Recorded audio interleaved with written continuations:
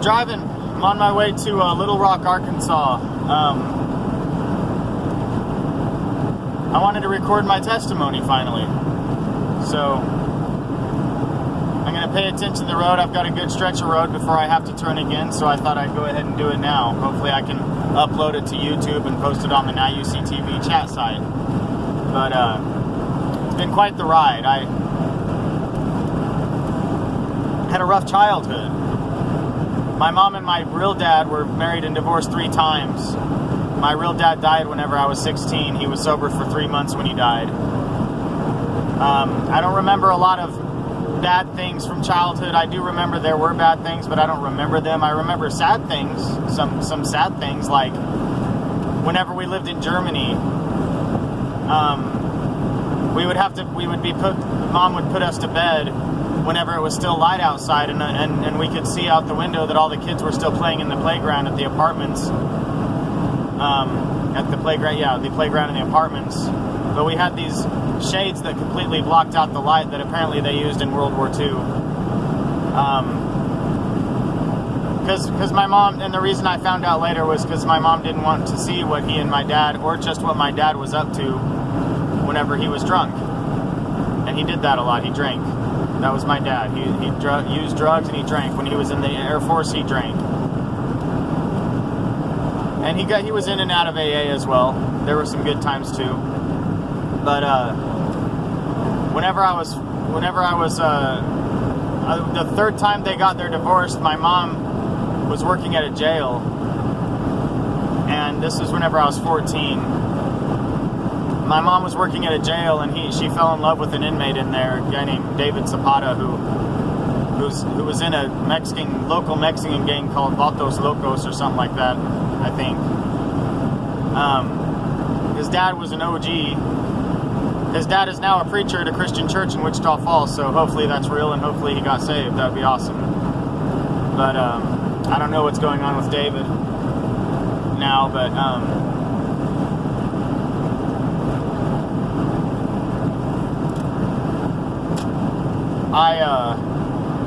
I ended up joining the Navy. I ended up an alcoholic myself.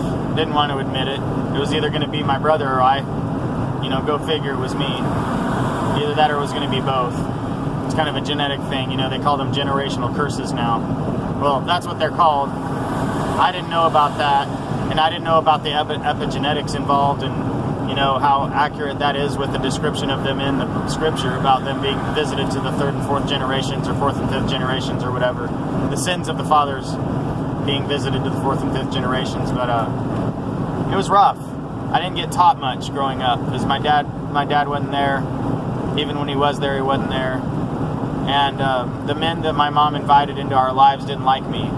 Matter of fact, they told me things like, your mom doesn't love you, and you're going to be nothing, and you're fat, and you're worthless, and stuff like that. So I learned growing up that I was worthless, that I'd never amount to anything. So my mom didn't know any better. She got us video games, and I started playing video games, and so I had some video games, and I'd go to friends' house who had video games. If they had video games better than my video games, I wanted to go to their house and spend the night. So it was video games, and I wasn't sporty because I was fat.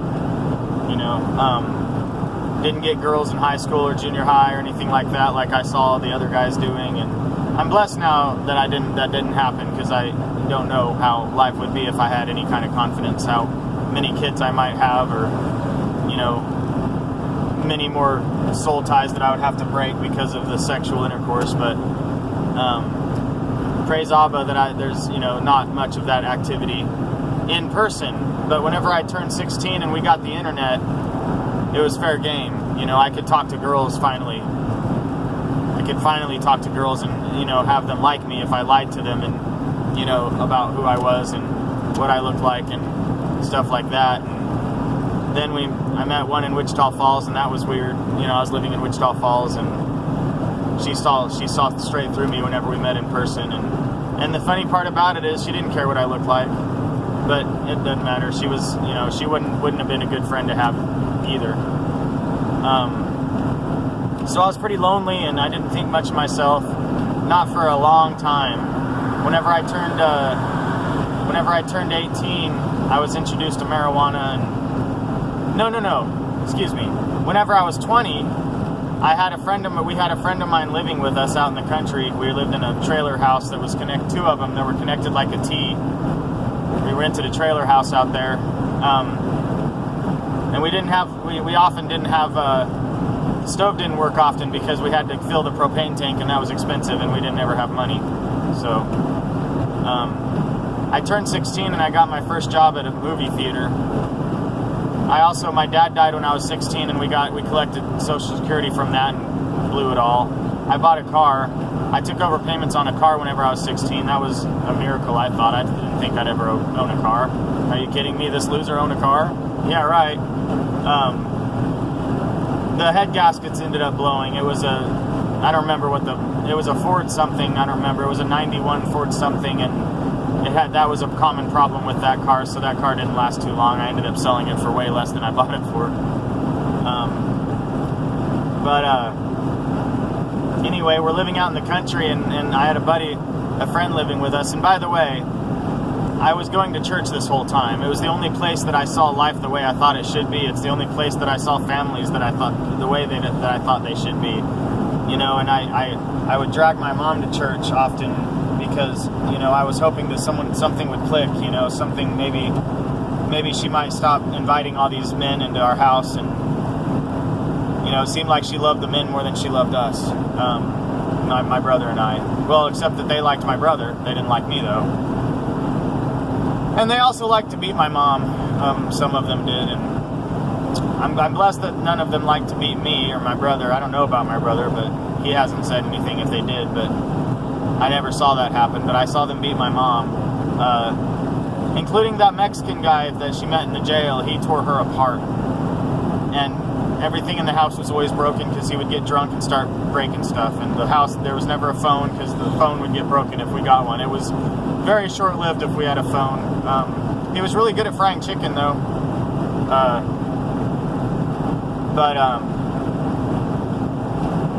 So my dad and my mom got their third divorce, and my dad guilt-tripped me into moving in with him, and so I moved in with him, and that was unpleasant. I didn't want to, and I hated every second of it, and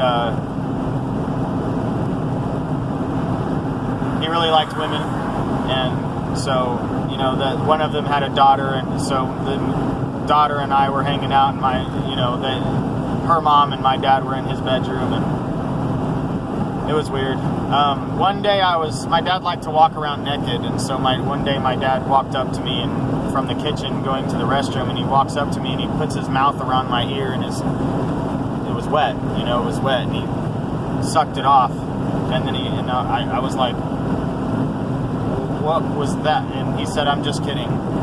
Well, later my mom told me that my dad molested us my mom told me that my grandmother told her whenever we were young that my dad molested me, but she didn't believe him, or she didn't believe her.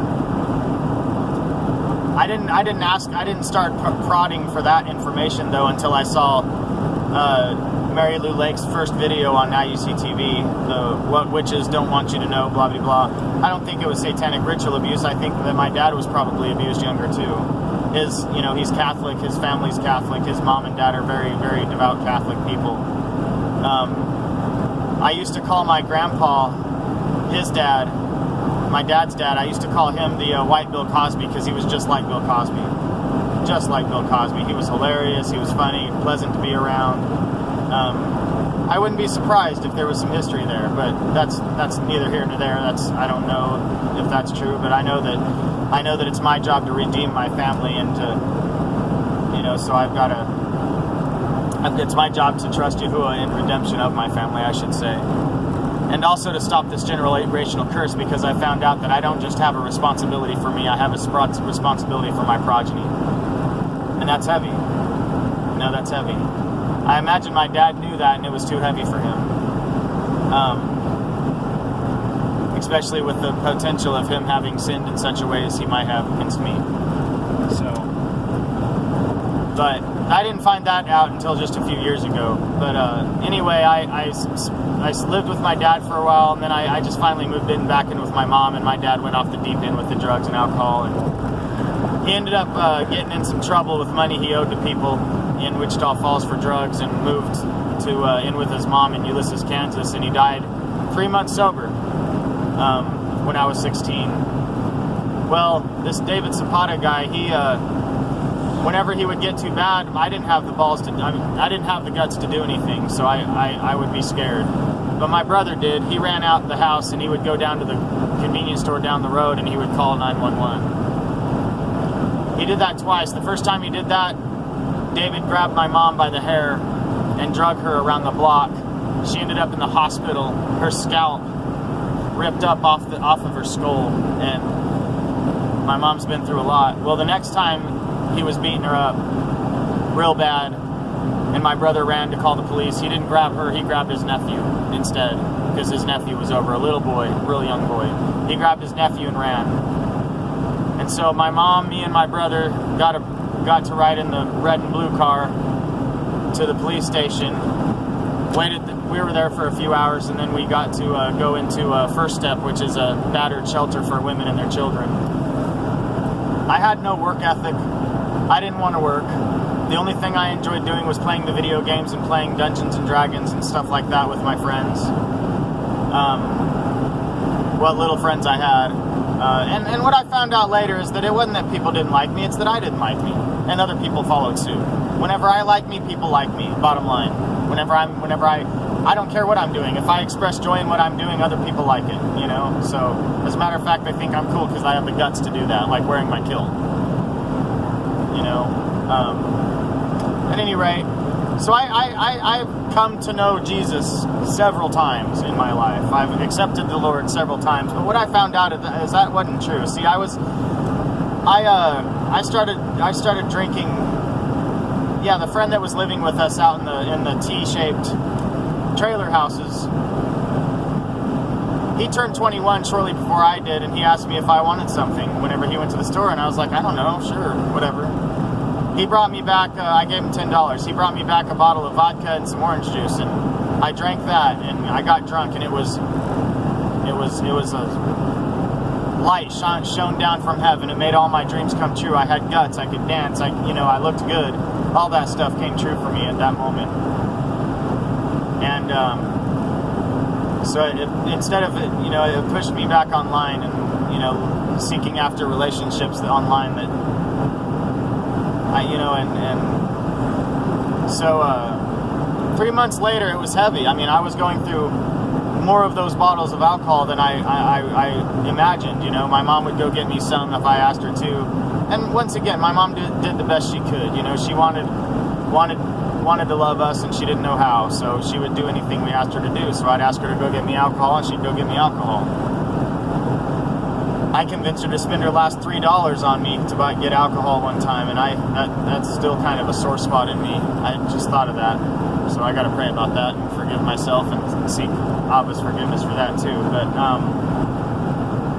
I know He's already forgiven me. But at any rate, 3 months of that went by, and my mom and meanwhile, I moved in with my best friend at the time into an apartment, and I was working at the prison as a guard for the TDCJ, Texas Department of Criminal Justice, as a correctional officer.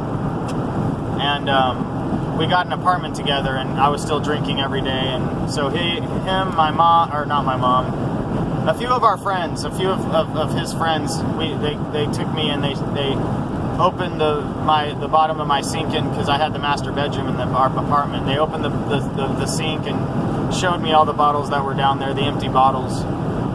And they said, "You might have a problem, bro." And so I quit drinking it. But then I was introduced to marijuana. I'm not going to say anything bad about marijuana other than that it's bad for me.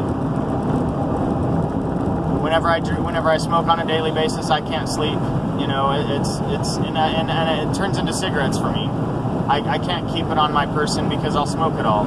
The only way I can smoke it successfully is if I smoke it every once in a while with my friends. But I've also learned some stuff about that, potentially, that, burning it adds death to it. Like, I don't have cancer. I am definitely a proponent on it being a strong medicine, but I don't have cancer. If I had cancer, I would eat it. I wouldn't smoke it. You know, so there's that. Alcohol and I, we don't get along either. Well, we get along great, actually. Really well. So to the point that I have to take I have to take serious action to not go back to it. See, I have this mental obsession that if I'm not in fit spiritual condition, I will obsess over it. And an obsession is a strong desire that doesn't respond to reasoning. You know, I can't fight that obsession. I have to not have that obsession. And the only way to not have that obsession, I found out, is through Yahuwah, is through Yahushua, is through the Lord. And a system that he gave us in Matthew 5, 6, and 7. That whole sermon. That's like living for God for dummies is what he did there. It's amazing. Anyway, they intervened. I stopped. I started smoking weed, and some time went by. I left my job there. Some more time went by. I'm introduced to methamphetamines, and if I thought alcohol set me free, boy, those methamphetamines set me free. Speed.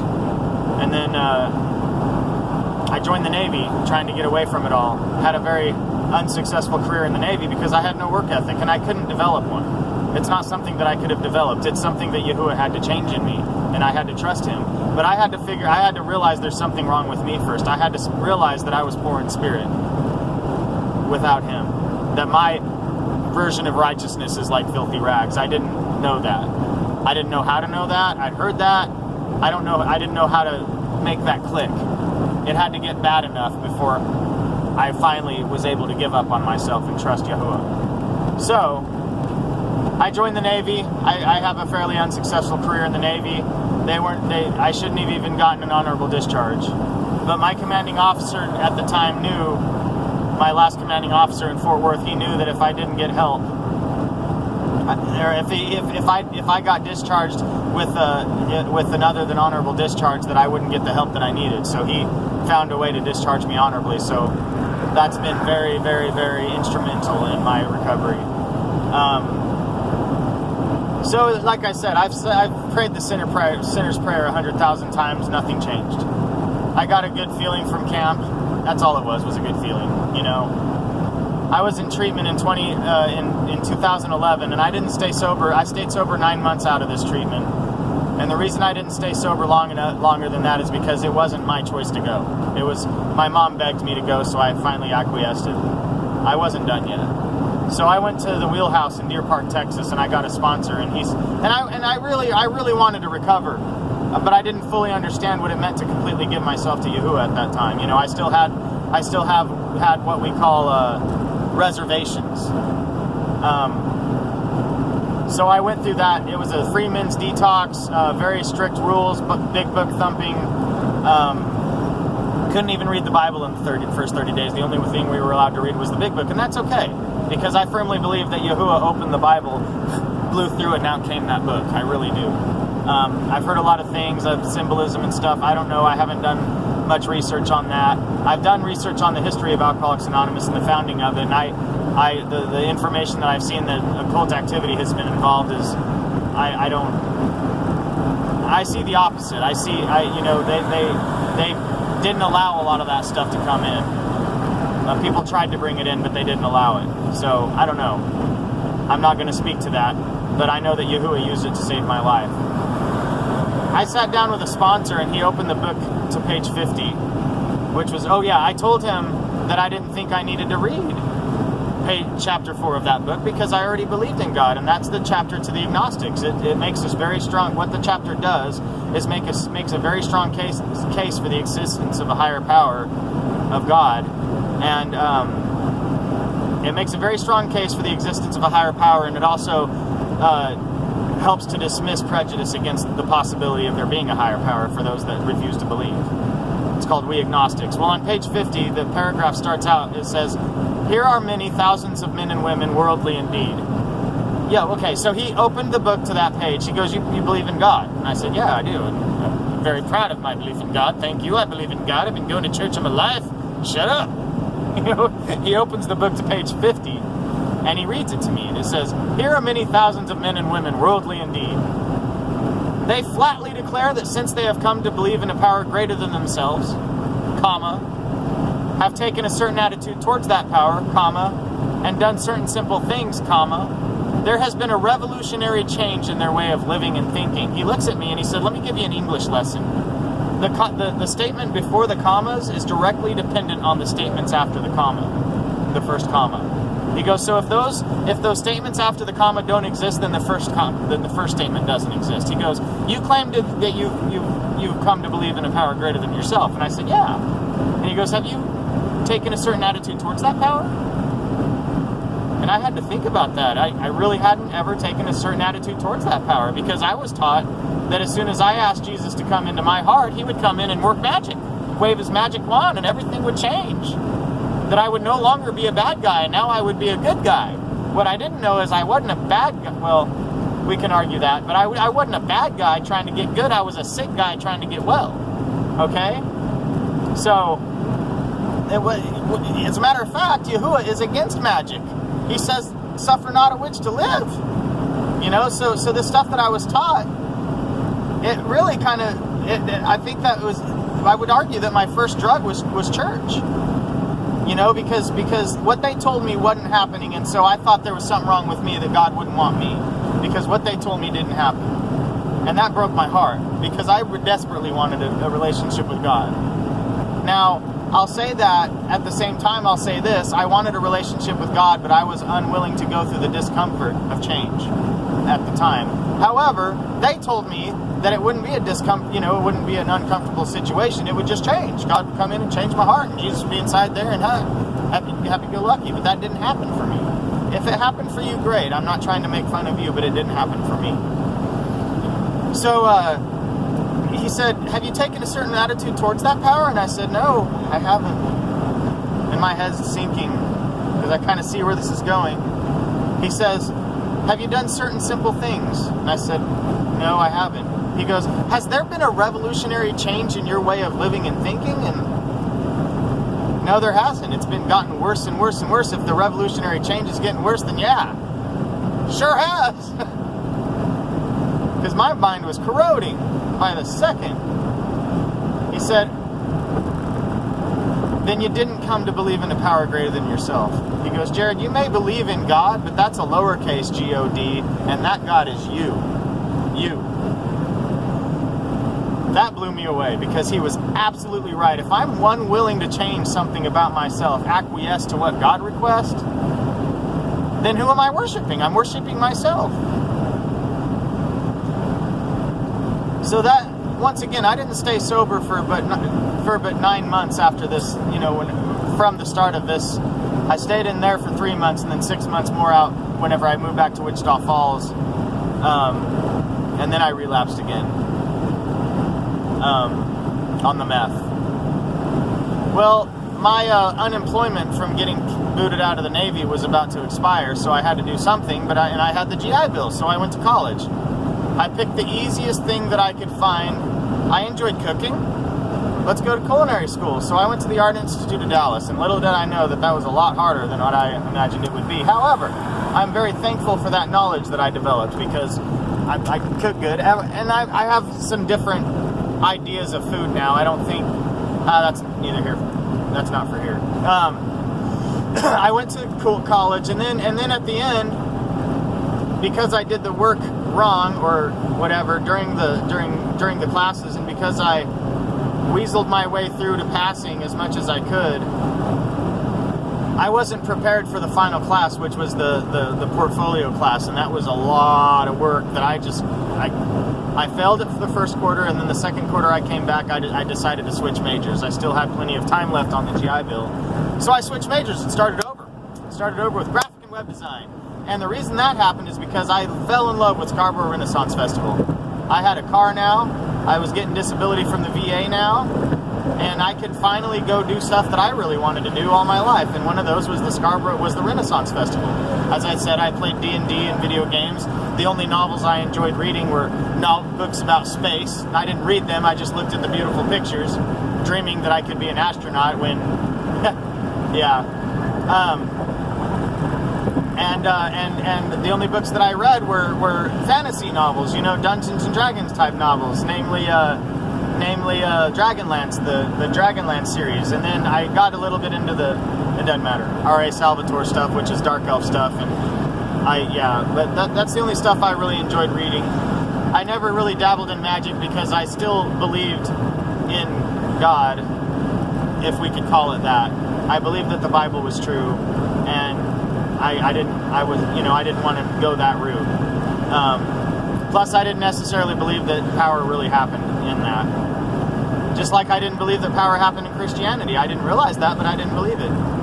So, at any rate, I go to Scarborough Renaissance Festival, and I fall in love with it. I got the kilt. I'm there every chance I get.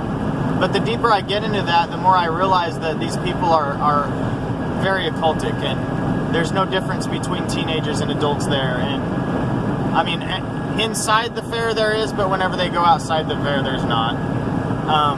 And if you read into that, you'll figure out what I'm saying. It was just a disturbing atmosphere, But meanwhile, I'm also relapsing over and over, and I finally get back to the meth. In 2015, mid-2015.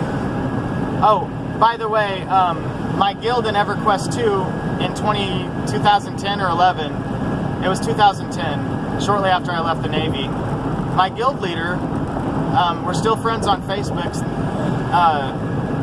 We were talking. I saw when I was 19 UFOs in the sky.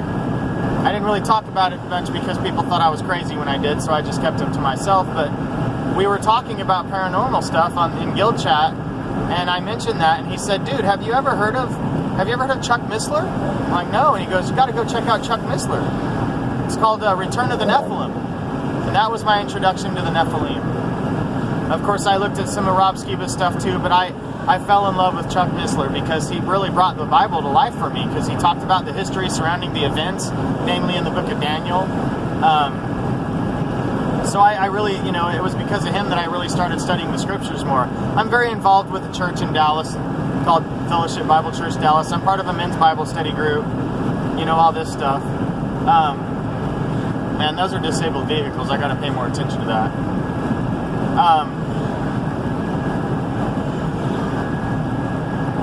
So I watched this Return of the Nephilim, and it blew my mind.